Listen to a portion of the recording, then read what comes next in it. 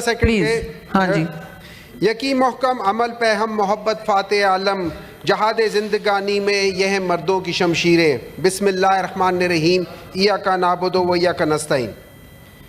जनाब चेयरपर्सन साहिबा, मैं पूरे पाकिस्तान को मुबारकबाद देता हूँ, ख़ासकर अफवाज को और उसमें बिलखुसूस एयरफोर्स वालों को, कि जिन्होंने हमें बताया है कि जब इकबाल ने लिखा था कि पलटना झपटना पलट कर झपटना, लहू गर्म रखने का है ये एक बहाना, तो उसको उन्होंने अमलन हमें करके बताया कि कैसे करते हैं। उन्होंने इंडिया को जो सबक दिया है वो मेरे ख्याल में वो अगले 100 साल तक नहीं भूलेंगे, और उनकी जो सेल्फ कॉन्फिडेंस को जो झटका दिया है, मेरा नहीं ख्याल कि वो जब भी कभी जहाज में बैठेंगे उनके पायलट, तो शायद उनके अंदर किसी किस्म का कॉन्फिडेंस आ सके।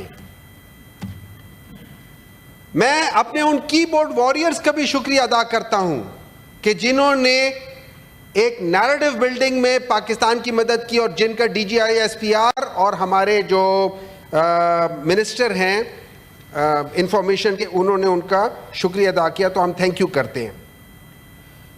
मैं हमेशा ये समझता था कि, और गलत समझता था कि शायद मियां नवाज शरीफ साहब जो थे वो खामोश थे, लेकिन उज़्मा साहिबा ने बताया कि नहीं। तो मैं उनका शुक्रिया अदा करता हूं कि उन्होंने ये सारा जितना भी वो डिज़ाइन था इस वो जंग का, वो उन्होंने बना के दिया। और ये मैं नहीं कह रहा, ये उज़्मा साहिबा कह रही हैं। तो वो शायद इस दौरान में किसी खुफिया जगह पे बैठ के ये सारी डिज़ाइनिंग कर रहे थे। तो थैंक यू वेरी मच मियां नवाज शरीफ साहब, आपने ये पूरा डिज़ाइन किया और लोगों को काफ़ी सरप्राइज दिया।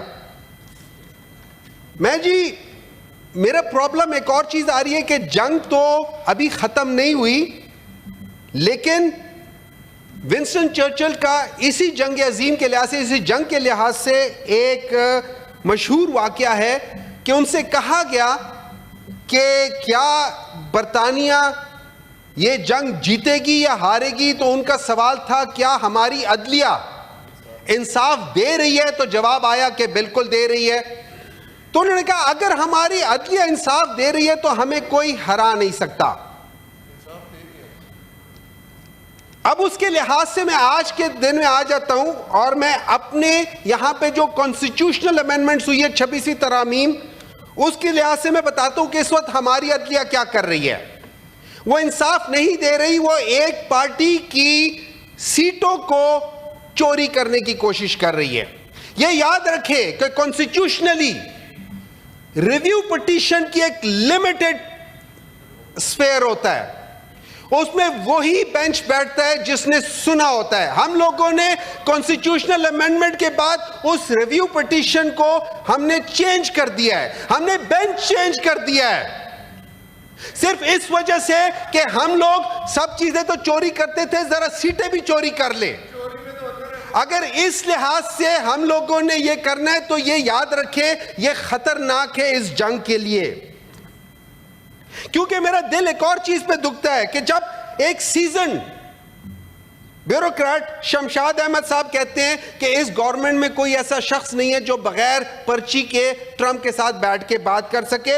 मैं जब तस्नीम असलम साहबा की बात सुनता हूं जो कहती है कि एक पॉलिटिकल पार्टी के जमाने में कलभूषण के ऊपर बात करना मना थी,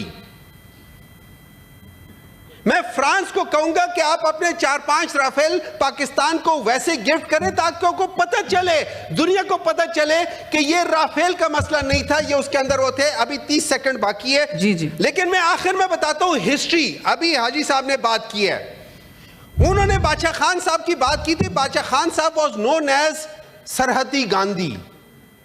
ही वॉज द पर्सन जो कि इस मुल्क को बनाने के खिलाफ थे, और उनकी नफरत इस मुल्क के साथ इतनी थी कि उन्होंने मरने के बाद इस मुल्क में अपने आप को दफनाने से मना किया हुआ था।